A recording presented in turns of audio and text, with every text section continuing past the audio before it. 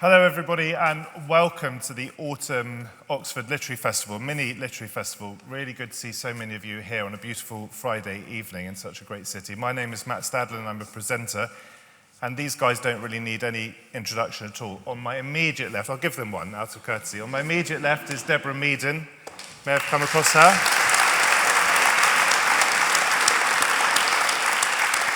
So she's a phenomenally successful businesswoman, hence her starring role in Dragon's Den, but she's also become an eco-champion and is involved with compassion in wild farming, which is one of the reasons why you're here today. And that's what Philip does most of the time. He's got important ambassadorial roles, but he's essentially the CEO of Compassion in Wild Farming. And I can honestly say I think he's done more for animal welfare than anyone in the world. He's saved countless lives, millions of lives, I think, and improved millions of lives of livestock and of poultry as well. He's a huge inspiration to me personally, and I'm sure by the end of this 60 minutes, I hope anyway, to you too. We're going to talk a bit about this book, which I strongly commend to you. I don't always commend books that I interview people about, but this 60 Harvests Left is essential reading for all of us because it involves all of us, and I'm afraid implicates all of us to a lesser or greater degree as well. Philip will speak first with a little slideshow, and then Deborah will say a few words. I'll interview them, and you'll get a chance to say what you'd like a little bit later on in question form. Thank you so much.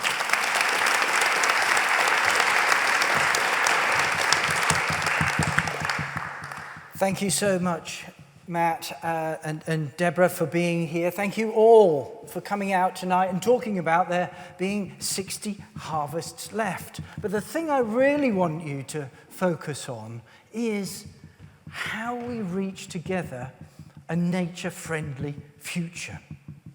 That's the key thing, because what I tried to do within this new book, 60 Harvests Left, which sits as the third in the trilogy of the Farmageddon trilogy. I mean, what a title that is. I should have called the next book, Zombies Dawn of the Dead or something, but someone's already used that. 60 Harvests Left is a book of urgency, but a book of hope. It's framed around the 4 seasons. It starts with summer, which is a metaphor for the way that society has been going on with its consumption, as if we're living on a planet without boundaries, that we can keep going without any payback or restrictions. An endless party, if you like. But we're now starting to go into autumn, and the leaves are starting to turn. We can see this with the rising concern of climate change, the collapse of nature, the pandemics. Well, actually, the pandemic gave us a glimpse of what a perpetual winter might look like. It showed us the fragility of society, of how things are interconnected, and how we really need to take that interconnection seriously. And by taking that seriously, we can move forward to that summer, that spring, that new spring, where life can regenerate. In writing the book, I had a companion, as someone who came out with me day in, day out, no matter how long we walked or how little. Duke. He's a rescue dog, and he's my boy. And the book has nature writing signposts, if you like, about our walks together. And we live on a farm hamlet, so we see the changing of the seasons every day. We see our neighbours' 40 cows that graze up and down the local river valley. But there's one particular time that I want to share with you, one particular sighting that Duke and I made on our walks. And that was one morning we saw a tractor pulling a plough. The plough was going up and down, ploughing its lonely furrow, putting dust up into the air, which was catching the sun and making an aura. And I reflected that this was a timeless symbol of the countryside. But then I thought, there's something wrong. There were no birds following the plough. Then I noticed that the plough was going across a footpath, which gave me the perfect opportunity to have a bird's eye view of the upturned soil, which I did. And do you know what I saw? Nothing. Not a worm or a beetle or any other creature that was wriggling to try and get back into his hole. The soil had turned to sand. I could have been walking on the moon. That field was planted with maize, as it had been done the year before, corn, that much of which will be used as animal feed. And it was grown using chemical pesticides and fertilizers, so no wonder the fertility went out of the soil. So when it rained, the soil ran into the rivers, which is why you get brown rivers when it rains, right? And then I was reminded of the connection between the way that we industrially grow crops and how we industrially rear animals.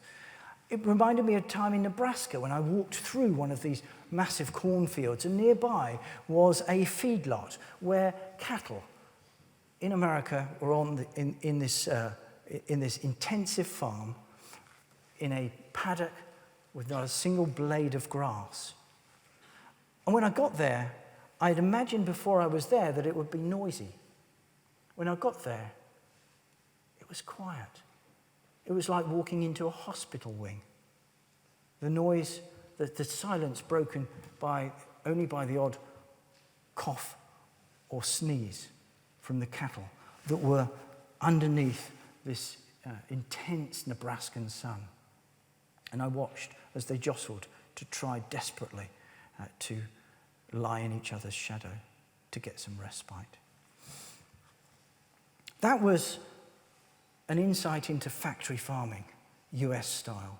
And there are the farms in the US have been getting bigger and bigger, but actually so they have in the UK. One of the things that we discovered when writing 60 Harvests Left was that in the last 5 years, the number of US-style mega farms with vast numbers of animals, thousands of pigs, 40,000 pigs, thousands of pigs, and some of them having 1 million chickens. US-style mega farms have increased by 1/3 in the last 5 years. Actually, most of the animals reared in Britain, the nation of animal lovers, are kept in factory farms, crowded, caged, and confined. This is an aerial shot of one of the world's biggest feedlots, cattle feedlots. This is actually in Idaho in the US. And when I was writing this book, what I had to do was adjust my travel plans. I couldn't go anywhere because of the pandemic. So what I had to do was work out how to go around the world without going anywhere. And so I went around the world in 80 minutes using Google Earth. And this actually was one of the shots that I managed to take on Google Earth of a US feedlot. And I took similar pictures in Australia, in South Africa, where actually the world's biggest feedlot can be found, 160,000 cattle in one place. And once I'd worked out how to use Google Earth to this extent and to zoom in, it was like my senses were heightened. And at the end of the 80 minutes, I was absolutely gobsmacked, and I took out my earphones, and I could hear our neighbour's 40 cattle much louder than before. And I thought, goodness, how this has affected me. But only then, when I got up, did I realise that actually it wasn't my senses, it was the fact that the cattle had escaped from the field nearby and were standing in our front garden. And yes, they left cow pats on the lawn. But being brief, by 2040, what we've got at the moment is we've got a situation where industrial agriculture is not only in the UK, across Europe and America, but it's going around the world. And the keeping of animals in cages and confinement means that not only do the animals suffer, but also wildlife is wiped away and the soil declines, and there's a big impact on climate change too. The world's livestock produces more greenhouse gas emissions than the direct emissions from all the world's transport. So what this book is about is the fact that we now need to take urgent action, because by 2040, if we carry on as we are with industrial agriculture and eating so much meat and dairy along the trend line as we're currently seeing it, by 2040, a child, a baby born today, what will the world look like on their 18th birthday? Well, carry on as we are. That world will be one where we have triggered catastrophic climate change, where there is 1 billion more mouths to feed and 1/3 less soil, and where wildlife has reduced to somewhere near zero. What that tells us is that change is inevitable, that we are starting to see that perpetual winter, that we're starting to see the demise of the future for our children. But the wonderful thing, the really wonderful thing, is that we have the answers to how to turn this around. And they are beautiful, life-affirming, landscape recreating answers. The first is regenerating the countryside, which means getting farmed animals out of those factory farms and back on the land where they can rotate around the farms in a wonderful, harmonious symphony, re-fertilizing the land, the soil, and experiencing the joy of life and creating nutritious food at the same time. The second way that we can move to a better future is through rethinking protein. So embracing new proteins, not just meat and dairy, but actually reducing our meat and dairy consumption. So going for plant-based, or the new types of protein that are now coming on stream that are starting to look in prospect. Cultivated meat from stem cells, produced in bioreactors, or precision fermentation, taking age-old techniques, think bread and wine, in a fermenter, and adding a twist. In this way, you can produce precise proteins. So a veritable 3 R's, regenerating the countryside, rethinking protein, and the third is rewilding, not least the soil. And here, what I would say is that the key to rewilding is to bring back biodiversity. And I think the most essential thing we need to bring back is the elephant. Yeah, bring back the elephant to the UK, to Europe, to US. Actually, not those big animals with the trunks and the floppy ears, but the elephant's weight of biodiversity that should be under every football pitch-sized patch of healthy soil. Rather than the wormless sand that we talked about at the beginning, there should be 4 million worms in each football pitch patch. There should be 13,000 species of biodiversity, all adding up to about 5 tons per football pitch of healthy arable land. So change is coming, a veritable 3 R's, regenerating the countryside, rethinking protein, and rewilding, not least the soil. And to do that, you bring back farmed animals as part of that rich symphony of mixed farming. Change is coming. Change is needed urgently. One thing I can say is that by 2100, meat eating as we currently know it will be a thing of the past. Change is coming. It may be difficult, it may be awkward. Actually, if we embrace the 3 R's, it can be beautiful and life-affirming. It can be a bit like this picture of a sooty tern. tropical seabird. When I took this picture, the sooty tern was a proud parent-to-be looking down at her egg. And then I realized that actually the egg was hatching. See the little beak sticking out?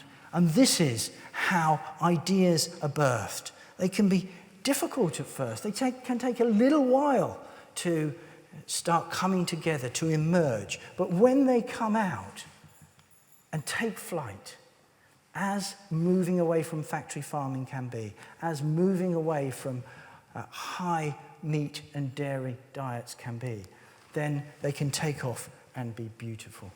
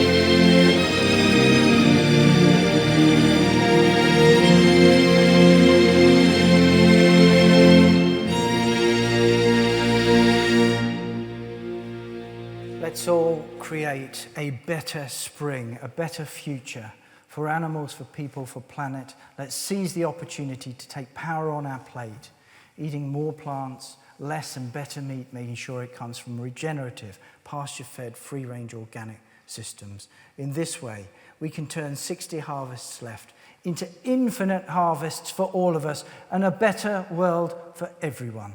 Thank you so much.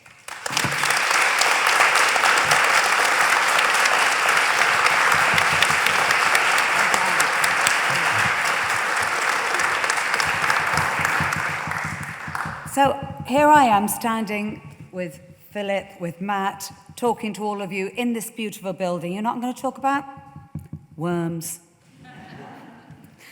I actually first met Philip on a campaign battling the creation of a mega dairy, which we won. But the truth of the matter is, a battle is just a battle.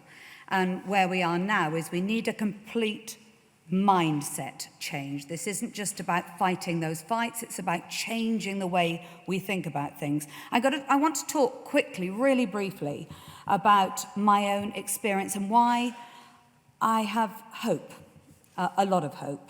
We bought a farm 15 years ago. It was sterile as anything. I don't blame the farmer. In the 1970s and the 1980s, they were told to spray everything within an inch of its life, fertilize everything within an inch of its life. It will just carry on, it'll be fine. We had one swallow who used to sort of forlornly sit and sing. I have no idea if it ever found a mate. It certainly didn't have any offspring that we ever saw. We'd turn over the soil. There were no worms whatsoever. There were no birds because there were no insects. And we knew this was wrong, and we didn't really know what to do about it. So we kind of waited a bit while we thought about what we did about it, and something amazing happened. Well, not something amazing, really. Nature happened.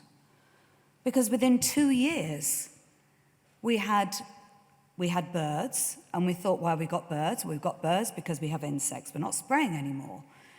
We've got weeds everywhere. I don't mind. I love weeds. Things feed on weeds. I don't mind weeds. We had weeds everywhere, and we started when we put our spades into the ground. We started cutting worms in half. So we stopped putting our spades in the ground, and we started we have a vegetable garden, and we had no-dig gardening. And it's awesome. And these things that we talk about can feel incredibly overwhelming. There feels like there is so much to do. But actually, we need to start working with nature. Taking all of the wonderful things, enjoying all of not taking, actually, that was the wrong word. Sharing all of the wonderful things, but understanding that it's a relationship, that we have to allow nature space if nature is to help us. And whenever I lose hope, I think about my garden. I think about now. It's 15 years later. But now we have hare, we have otter. We're not that big. We're 26 acres.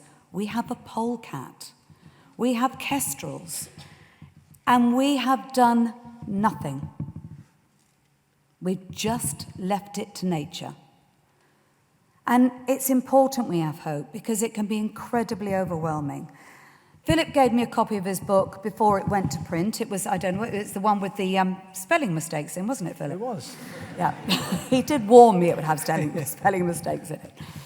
And when I read the book, I read some books and I kind of have to breathe. I have to take a big sigh and think, am I ready for this? Because I know I'm going to get depressed by the end of it.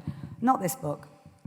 This book recognizes all of the issues we have, but it makes it personal, and it helped me have the hope that I feel when I go into my garden. Because absolutely, humans are amazing. That is what's so blinking irritating when we decide to be amazing in the wrong ways. Because when we decide to be amazingly amazing, we can sort this.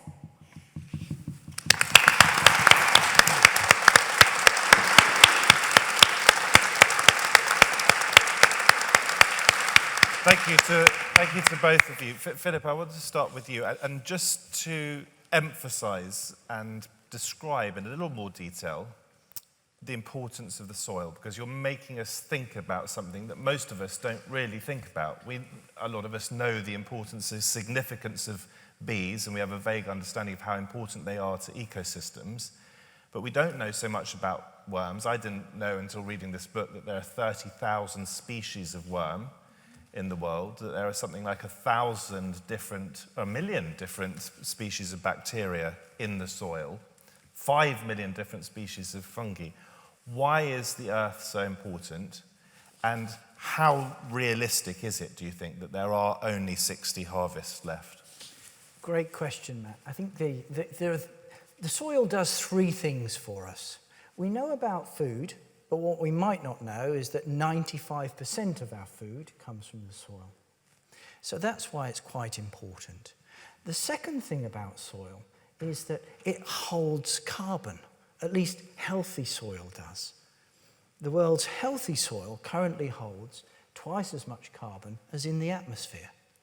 Yet, as it becomes less healthy, it's letting that soil go. What that shows is that if we started to regenerate the countryside and we started to recreate healthy soil, it would capture carbon. It would start to take carbon back out of the atmosphere. The third thing it does, which is perhaps its least known trait, and a thing which is absolutely vital for the existence of humanity, is that it's the thing which stops most of the world's rainwater simply running back into rivers and out to sea. It holds rainwater, it holds water, stores it against gravity, and holds it there to nurture thirsty crops. So we really ought to be looking after our soil. So what about the 60 harvests left? Well, I met the scientist who came up with that with that calculation. And it's a maths calculation. We can find publicly available information of how much soil there is in the world and publicly available information of how quickly it's disappearing. So it's a maths equation. Now, he did that calculation and came up with 60 harvests, as in 60 years left. The worrying thing is, he did that 12 years ago. And the point about the book is that time is running out. It's not about trying to say, well, let's argue about whether it's 60 or 70 or 40 or 30. It's about the fact that the trend, whether it be soil or biodiversity or climate, is all going the wrong way, and the food system is at the centre of what needs to change to turn that round. Deborah, you've recently launched a new podcast series in which you talk about the environment, and it's based around the challenges that we face and finding solutions, I think. Why, I mean, it sounds like a sort of trite question, but because we should all be interested in it, but why did you decide to take such a special interest in the climate catastrophe that is threatening to envelop us? Well, actually, so my thesis when I was at college in Brighton, so I was being 18, 19, so definitely well into the last century, was actually on climate change. So I've been worried about it a long time, but it wasn't really until the last 5 or 10 years that we've realised it was always something that was going to happen, but way into the future. But of course now we know we're living with it already. It is happening. It's not going to happen in the future. But I was also hearing conversations sort of with big business over here saying, but we're trying really hard. And consumers over here going, big business is doing absolutely nothing. And my worry of, well, unless we all get in this together, it isn't going to work. So the podcast really was to explore, in a really safe environment, what is big business doing? What are they able to do? What are they doing well? What are they doing badly? What more should they do? But right through to small business as well, what can they do to change their practices to make sure that they're reducing their planetary impact, but right through to the consumers to try and join it. Because honestly, when I said about we don't need to keep fighting battles, because that is it's an intense resource, and you never really know when you're over the line. We need to change hearts and minds. We need to really get in this together.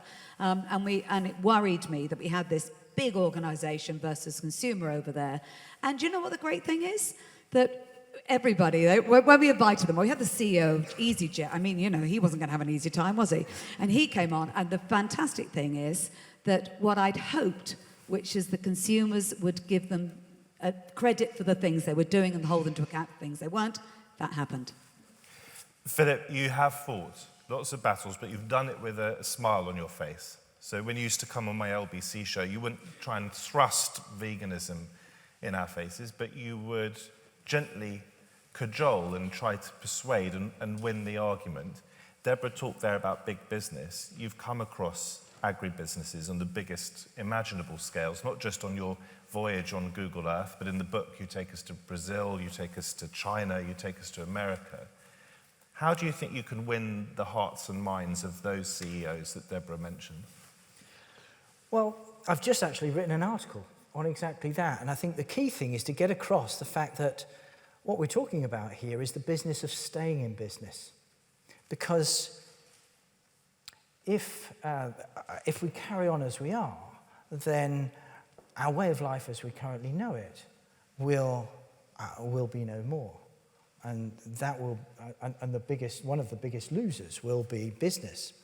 So the business of staying in business is about embracing animal welfare and environmental friendly changes, but actually not just embracing them because you have to, but seizing them as opportunities. And I think one of the key things that Compassion in World Farming has been doing over the last 15 years and is intensifying is working with business and saying, actually, there's an opportunity here to meet your customer aspirations, to enhance your brand by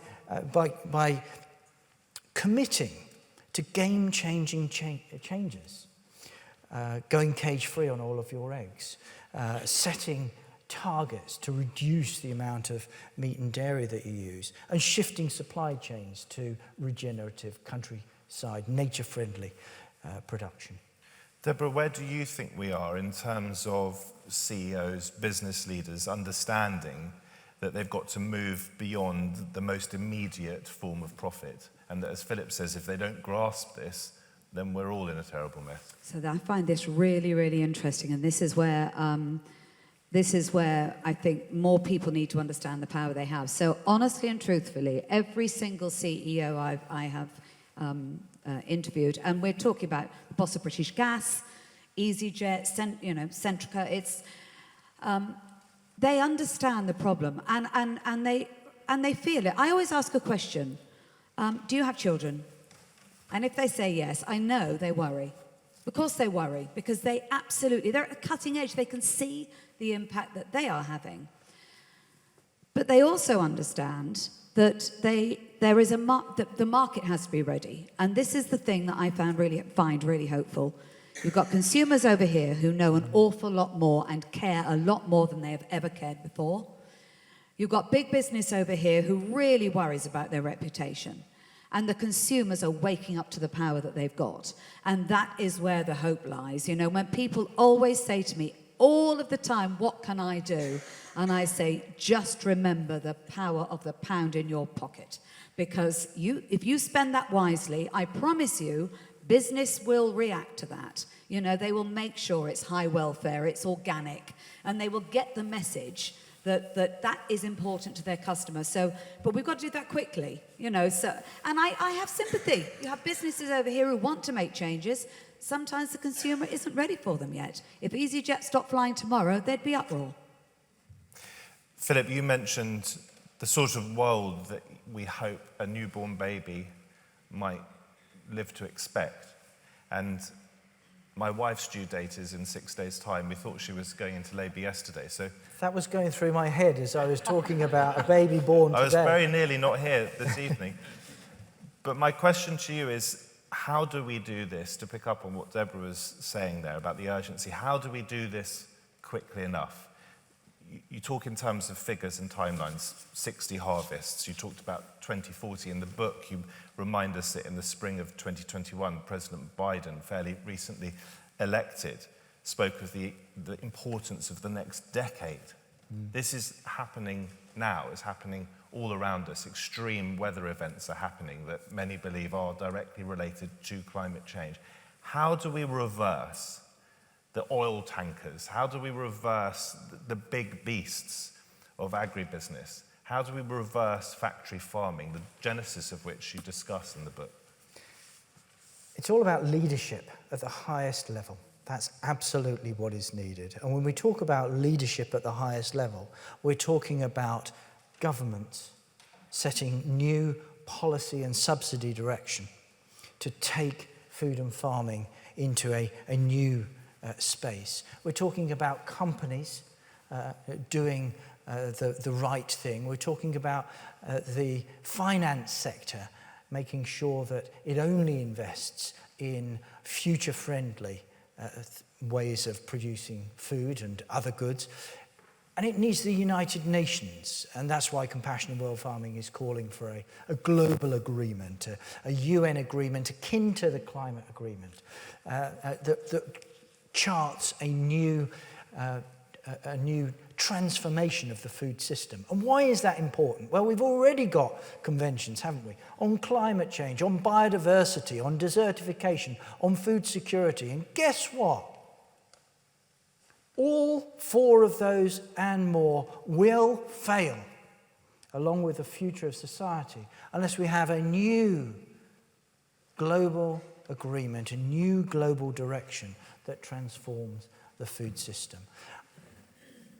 And I wouldn't forget us, coming back to what, Deborah, you were saying, is that we as consumers, we have a strong voice. We have the power 3 times a day through our food choices to make a difference, to be heard by corporations and beyond through choosing to eat planet-friendly foods, more plants, less meat and dairy, making sure it comes from regenerative sources, be they pasture-fed, free-range or organic.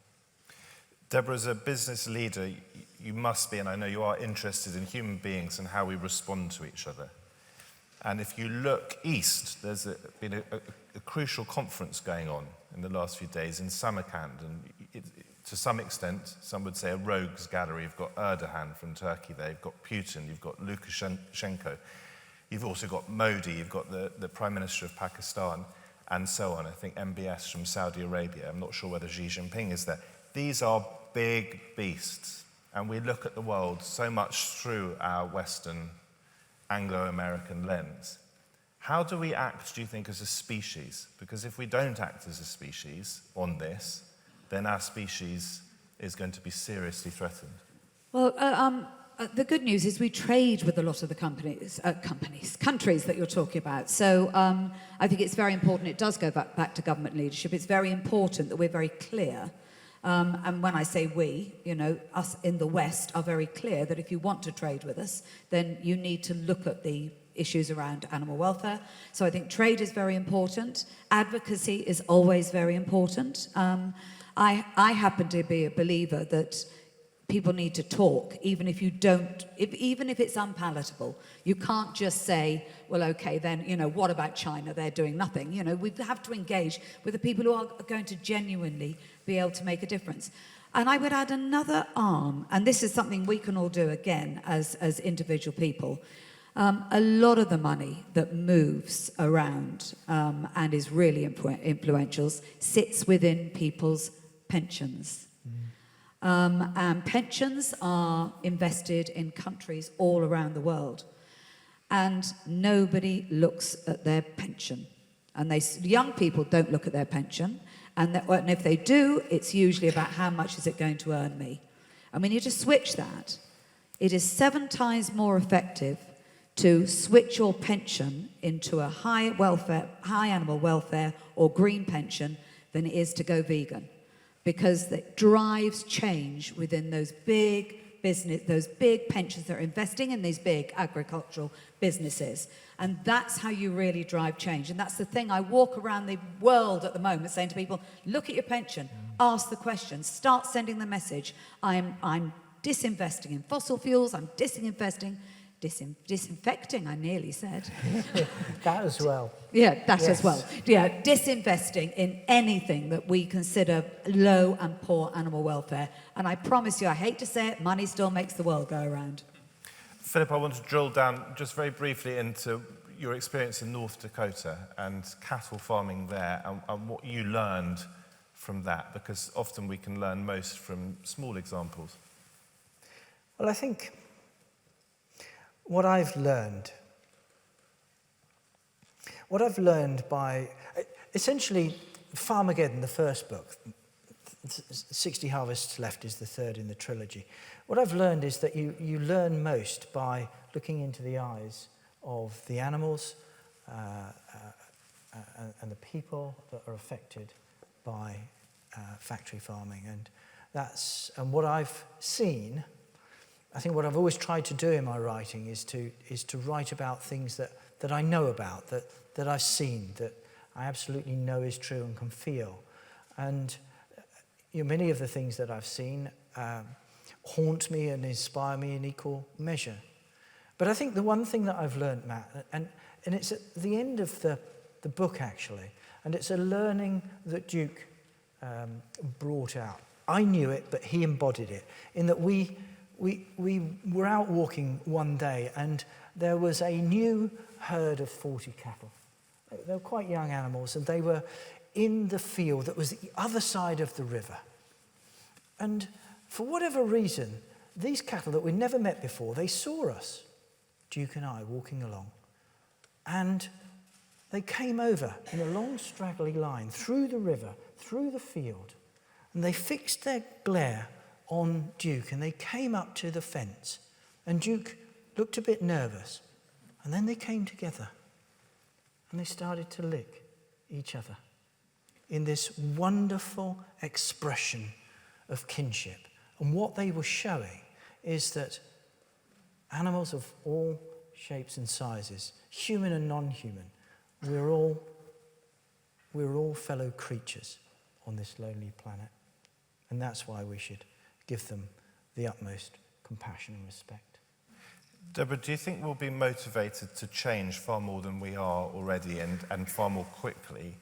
More by fear, such as seeing headlines like wildfires in London, as we saw earlier this summer, or through being inspired and excited by what we can do? I wrote a book, it's over there, called How to See Birds, and it was all about bringing bird watching and the beauty of the everyday wildlife that we can experience, all about bringing it to other people's doorsteps, because that's where it is, whether you're in inner city London or whether you're in Somerset as you are, and the excitement of seeing a jay on your garden post or a kestrel unexpectedly flying over London. These things can really motivate us and connect us to the world that we want to improve. So I wonder, which do you think will have the biggest influence, and whether you could just take us to your Somerset farm very briefly in a little bit more detail, because I've never seen a polecat. Describe to us what it's like living in your own rewilded area.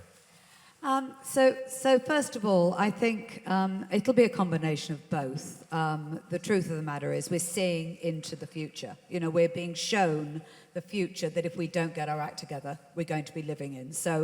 And this is the wonderful gift that humans have. We have a gift of foresight. The question is, what are we going to do about it? But I think actual change and action is by inspiration.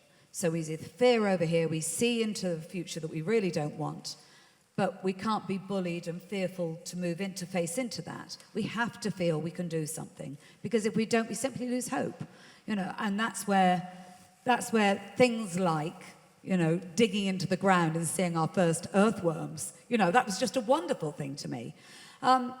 So we bought a tiny little ex-farm. It was a farm, actually the farmer still farms around us.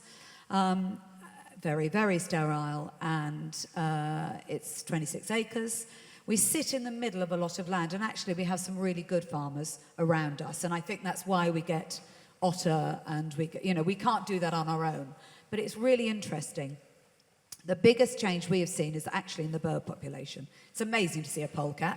First of all, you think, what on earth is that? But we see it all the time now. We see it, and it's got this little red beady eyes at night. But we have good local farmers around us. But something really, the most fascinating thing to us, we literally had no birds. We had a swallow. We now notice we don't cut our hedges. We don't cut our hedges until the spring. That means there's lots of food. The deer get to eat it. The birds get to eat it. We let our grass long.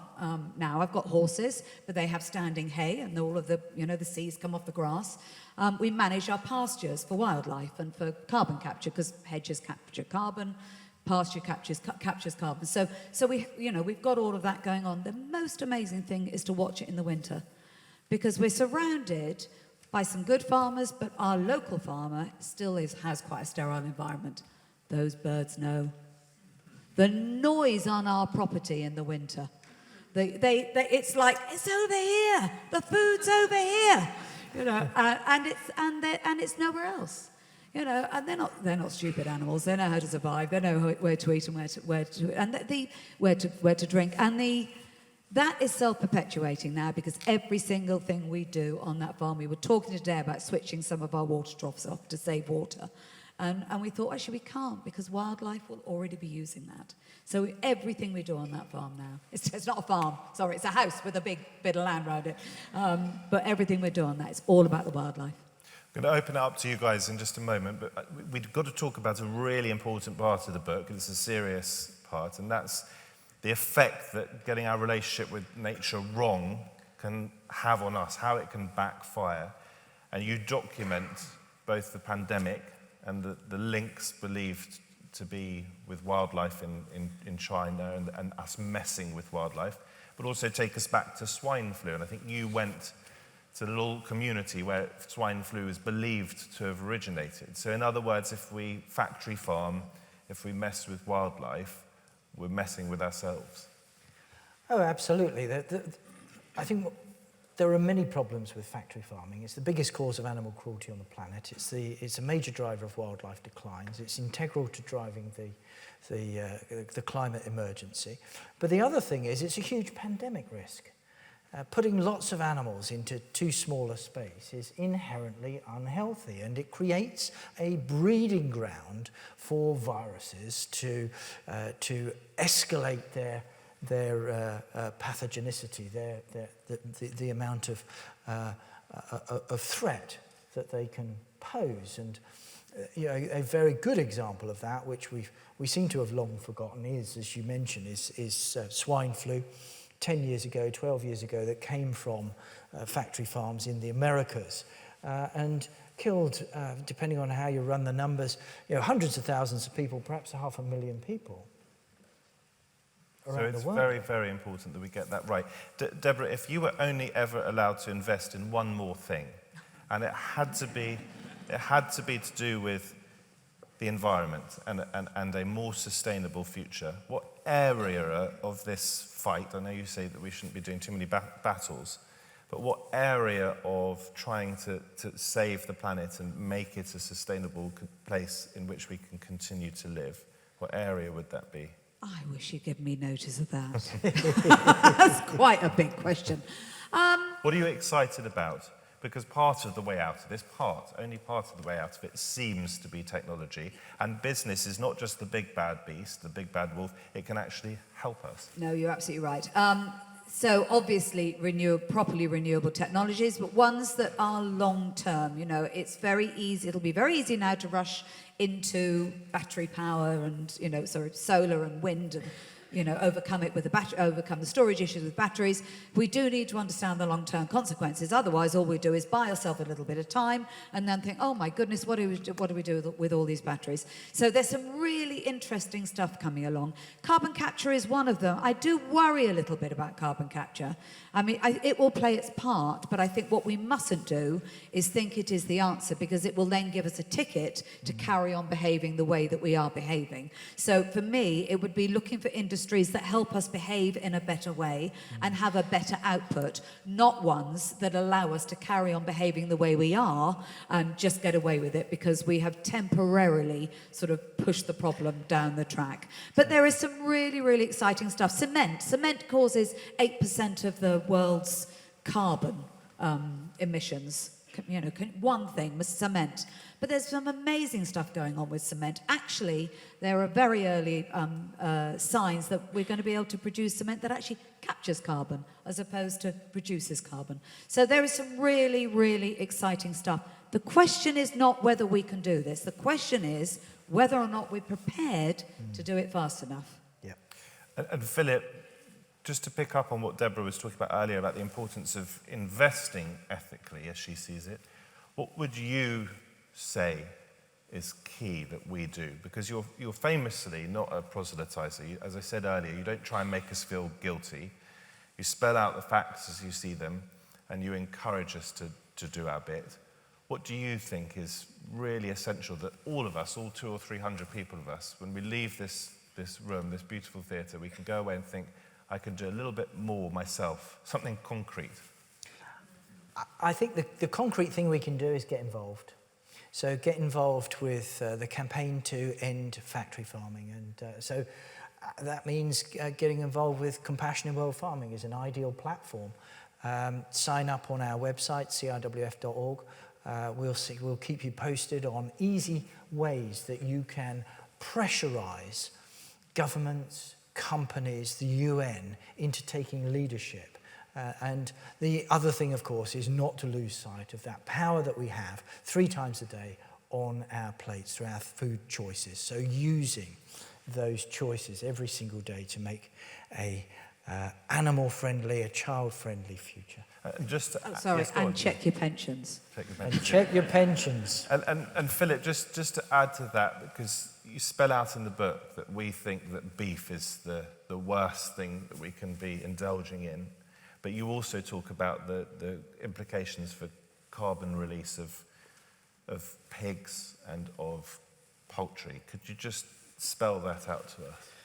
Yeah, well, I think one of the key things, particularly if you're thinking about the number of animals involved in the system and therefore the amount of suffering, if we simply decide to trade from beef to eating more chicken or fish, the net result of that may not be a reduction a significant reduction in carbon. What it will certainly result in is an increase in the amount of animals involved in the system, and most likely the amount of suffering. For every cow that's taken, for example, out of a pasture, out of a regenerative system, and replaced by chickens, those chickens are likely to have come from factory farming, to produce the same amount of meat, one cow replaced by 164, yes, I've run the numbers, 164 chickens and an awful lot more fish. So making that switch, I believe, is about reducing the amount of meat and dairy across the board that we're eating, so eating more plants, and ensuring that any meat and dairy we have does come from animals that are given decent lives in nature-friendly farms. And to be clear, that doesn't let us off the hook with beef eating, does it? It just means No. that by switching to chicken or switching up isn't going to solve it.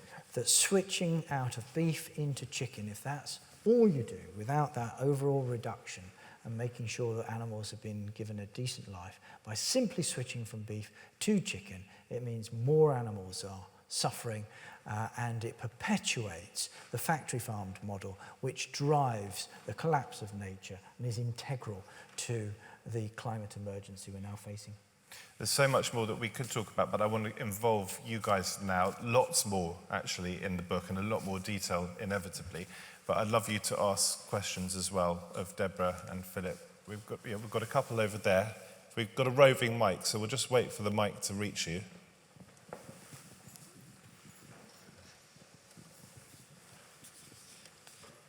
As an ex-FAO staffer, I have a huge buy-in on all your agendas. Industrial farming is driven surely by people wanting cheaper food.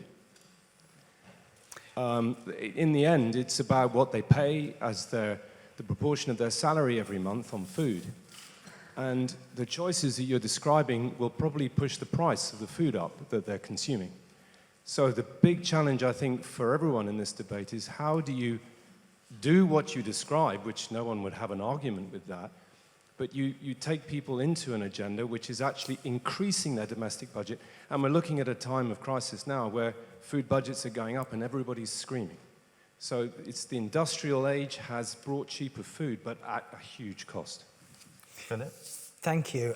The industrial food system has grown up under a particular economic model, a phony economic model, if you like, that doesn't include in the cost of the food a lot of the externalities, the wider impacts. And in that, what we find is that factory farmed food is something we all pay for 3 times. First time at the checkout, which is what you're getting out in so-called cheap food.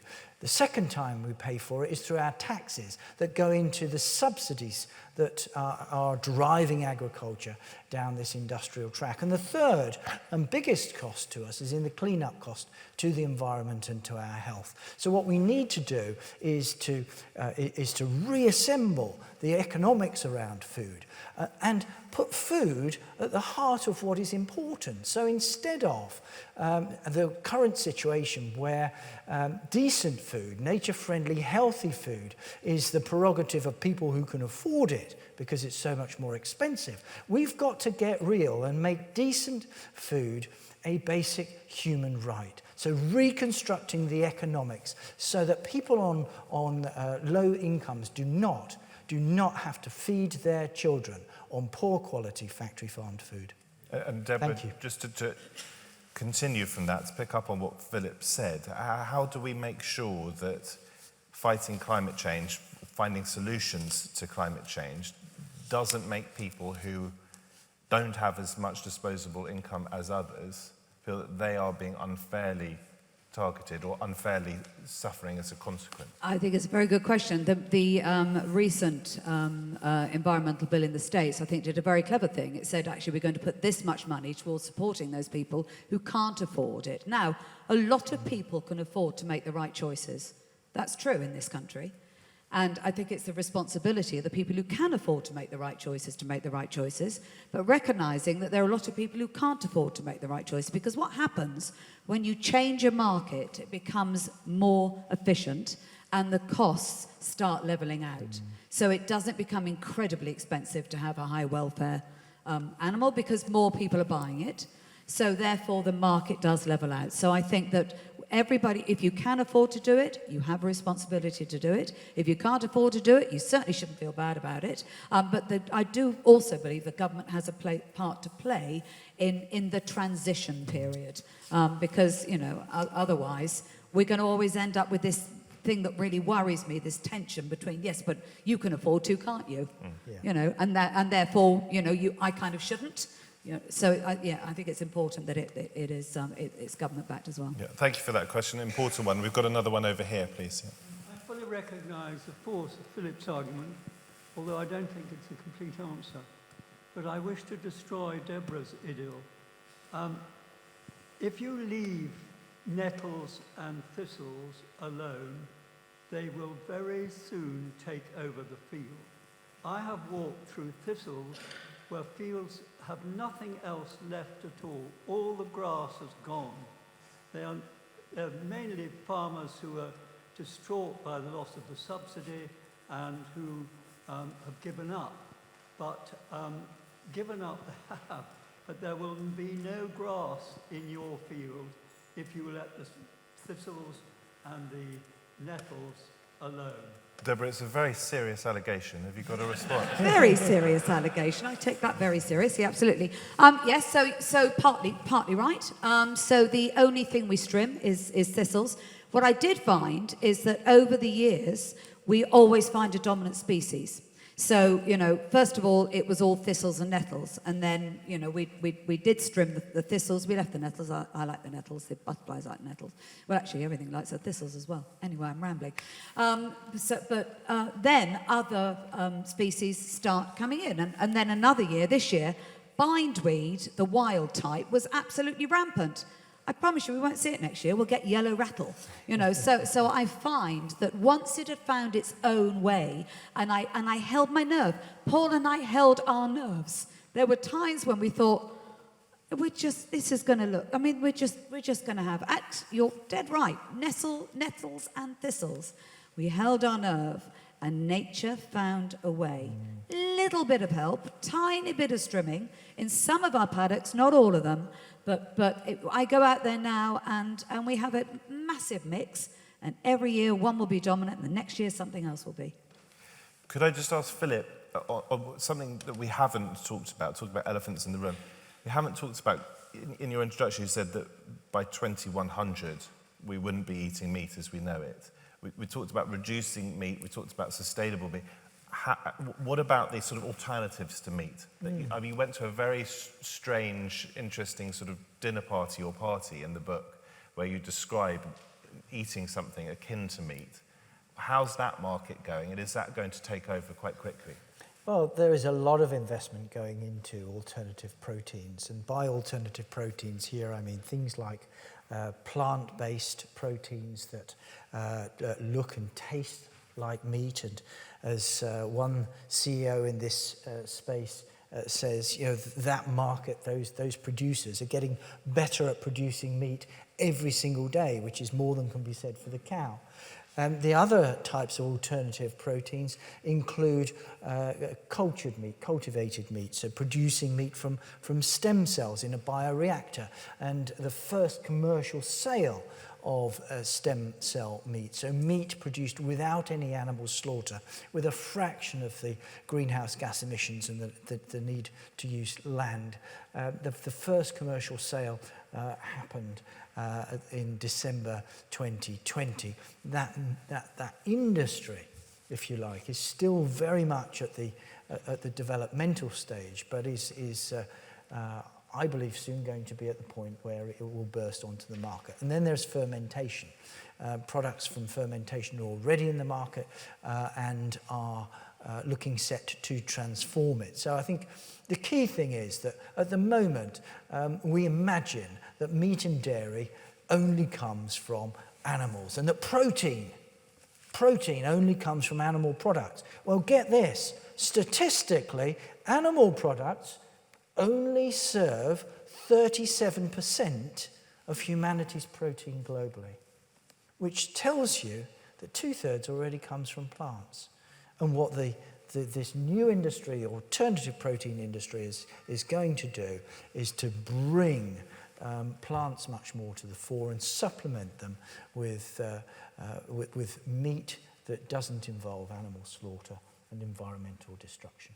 I just want to finish by asking you how we deal with a sizable, and by no means a majority, but a sizable portion of our population, I'm sure almost no one in this room, who just simply don't believe in man-made climate change, and how we win that argument to the extent that it is still unbelievably an argument to be had. I found myself on TV the other day, on GB News, so perhaps I shouldn't have been surprised, where I was debating with a former MP who believes in climate change but doesn't believe that it's man-made. How do you reason with people in the age of Twitter and other forms of social media? Deborah first. I don't. And actually, I say that flippantly, but I actually mean it because, you know, it's overwhelming. Now, the overwhelming number of enough people understand the impact that we're having that I really need to focus my energies on working with those people and sooner or later believe that those who don't believe that we're having an impact will see it, because we're very binary at the moment, aren't we? You either agree or you don't agree, and it's very difficult to try and convince people. And I've spent my life in business trying to bring people along with me, but every now and then you have to say, I get it, I'm not going to win this. You're never gonna buy into it. I need to stop spending my time trying to convince the one person out of 1,000 and spend much more time working with the 999 people who can actually help make this change. So that's really, it's a very unusual approach for me, because I do spend my life trying to work with people, bring people along, and that's all of my businesses. All of my success has been built on, working with amazing people.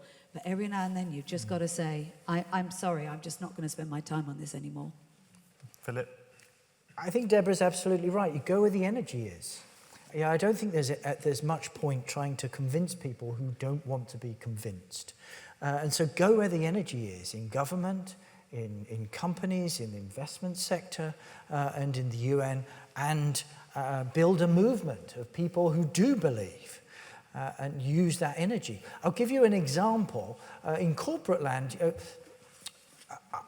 it's often been said to me, why don't you talk to factory farmers and convince them not to be factory farmers? Well, I don't think that's a very helpful strategy for me, because when I talk to factory farmers, they just see someone who wants to put them out of business. I actually don't. I want to change their business. So instead of talking to the factory farmers, what I do is I go to their customers. I go to the supermarkets. So instead of trying to convince a battery cage egg farmer that he should be doing it differently, I go to the supermarkets, the super consumers, and say, look, Sainsbury's or Waitrose or Walmart, why don't you make a commitment to only sell cage-free eggs?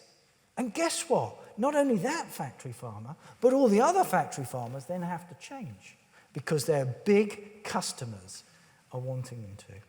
And that's how we drive change. Fascinating talking to you both. Thank you very much for making the time. Thank you especially actually to all of you for coming and listening and taking part as well. I think you've both got books to sign, but maybe... I haven't. Have you not? Is there not a book? No? Have I? Oh, I have. Yes. But I'm all over it. you might also sign Philip's book as well. You get a double whammy, 2 for the price of 1. And if you're feeling really generous, you might buy a copy of my book as well, which is very good. Philip likes my book. I do. I love it. But the priority is to buy this one, because this really is an important brick in the wall in highlighting the challenges that we face, but also outlining some of the ways out of it in a positive way. So thank you very much to you two, and thank you very much to all of you for coming.